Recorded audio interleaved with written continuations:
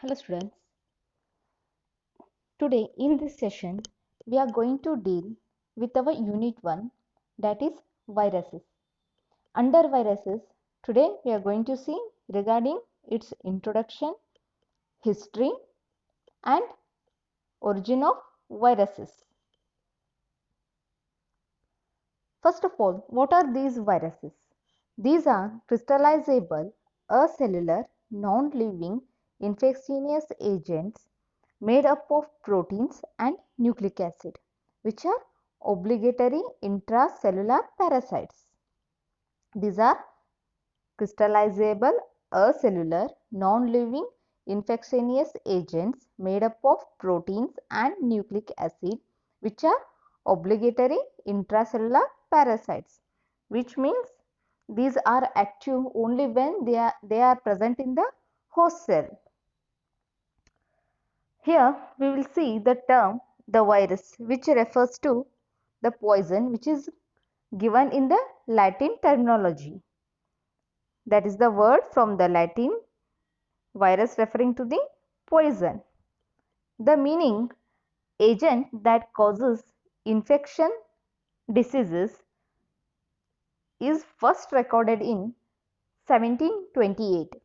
It is first recorded in 1728, the long before the discovery of viruses by Dmitry Ivanovsky in 1892. In English, the plural form is the viruses. Sometimes it is also called the vira, whereas the Latin word which refers the mass, which has no classically attested plural. In Neo Latin, it is also called as the vira. The virus is sometimes also called as the vira. The term viron, the plural form is virons, which dates from 1959. The term viron came at 1959, is also used to refer to a single viral particle that is released from the cell and is capable of infecting other cells of the same type. The viron means a single viral particle that is released from the cell and is capable of infecting other cells of the same type. Those are called as the virons. Here, viruses are no longer considered the simplest form of life. These are no longer considered the simplest form of life because they infect very vastly. Viruses are a unique group of infectious agents whose distinctiveness resides in their simple acellular organization and pattern of reproduction.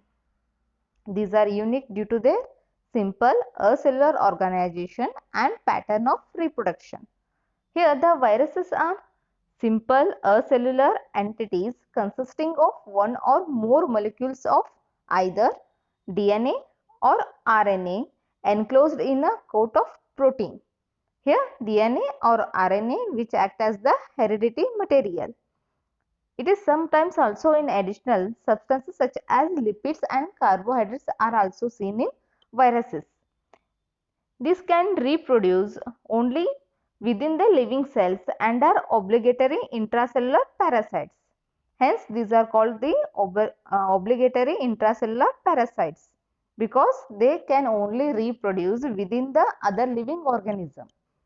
In some words, we can say that these are simple obligate parasites comprising of nucleic acid, that is either DNA or RNA and the protein coat.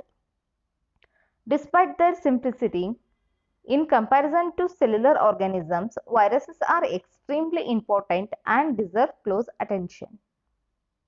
The study of viruses has contributed significantly to the discipline of molecular biology because the study and the behavior of the virus is studied much in the molecular level, that is in the molecular biology. Here comes the history. The term derived from the Latin word, that is the viron, means poison, which refers to poison. Benzernik called virus as Contagium vivum fluidium. Benzene called virus as contagium vivum fluidum, means the content which affect the other organisms, like a poison, that the poison which affect the other organisms.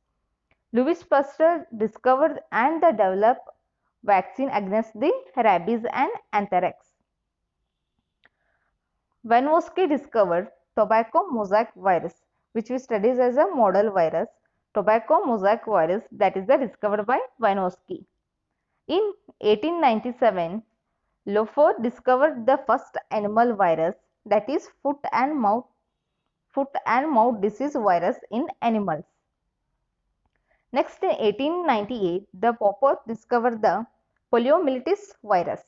The poliovirus that is discovered by Popper in 1898. Next, in 1935, Stanley first time crystallized the TMV virus, that is tobacco mosaic virus, that was the first time crystallized by Stanley in 1935. Here, the origin. Viruses are found wherever there is life and have probably existed since living cells first evolved. It is considered that even viruses are also present when the life is evolved. The origin of viruses is unclear because they do not form fossils, so molecular techniques are used to investigate how they arose. Most of we consider the organism how they evolved on the basis of the fossils we got. But in case of viruses, we do not get those forms of fossils. So there are the molecular techniques they undergo for the investigation how they have arisen. In addition, viral genetic material occasionally interrogates into the germline of the host organisms, by which they can be passed on vertically to the offsprings of the host for many generations. Here, that is the viral genetic material that is transferred from one generation to another generation to the germline by the vertical transformation. This provides an invaluable source of information for paleovirologists to trace back ancient viruses that have existed up to millions of years ago. Here, there are three main hypotheses that aim to explain the origins of viruses. Here, the first one is the regressive hypothesis, the second one is the cellular version hypothesis, the third one is coevolution hypothesis. Based on these, we can say how the viruses are origin. First one, regressive hypothesis. Here, the virus may have once been small cells that parasitized larger cells. Here, these are at the beginning, these are the small cells which under converted as the parasitized larger cells. Over time, genes not required by their parasitism were lost. Here, they not use their parasitism in the gene, hence that is lost in the viruses. The bacteria, Rickettsia and Chlamydia are living cells that, like viruses, can reproduce only inside host cells. These viruses do not have the capability to produce in their own. They can only produce when they are present in the other living host cell. They lend support to this hypothesis are their dependence on the parasitism. This is hypothesis that is based on their parasitism is likely to have caused the loss of genes that enable them to survive outside a cell. Due to loss of that parasitism, they adapted for survival outside the cell. This is also called the degeneracy hypothesis or reduction hypothesis. Due to loss of the parasitized capacity in the viruses, this is called the degeneracy hypothesis or the reduction hypothesis. Next, the cellular version. Here, some viruses may have evolved from bits of DNA or RNA. It is thought that some of the viruses may arose from the DNA or RNA, that is They are escaped. They escape from other DNA or RNA from the genes of a larger organisms. Those the traces of the DNA RNA from other organisms may cause the evolution of the viruses, according to some scientists. The escaped DNA could have come from plasmids. These escaped DNA, how they have come from, either from the plasmids or from the transpons. Here, these are plasmids, which are the pieces of naked DNA that can move between cells. What are plasmids? These plasmids, the pieces of naked DNA that can move between cells. Next, either from plasmids or transpons. Here, what are transpons? These are molecules of DNA that replicate and move around to the different position within the genes of the cell. These are molecules of DNA that replicate and move around to the different position within the gene of the cell. Those are called the transpons. Next, these are called as the jumping genes because they have tendency to move from one position to other position in the cell. The transpons are examples of mobile genetic elements and could be the origin of some viruses. They were discovered in maize by Barbara Langton in 1950. This was first investigated in the maize by Barbara Langton in 1950. Those are called as the jumping genes, that is the transpons. This is sometimes called the vagrancy hypothesis or the escape hypothesis due to the movement of the genes. Those are called as the escape hypothesis. Next, coevolution hypothesis. Here, this is also called the virus first hypothesis and proposes that viruses may have evolved from complex molecules of protein and nucleic acid. At the same time that cells first appeared on Earth and would have been dependent on cellular life for billion of years.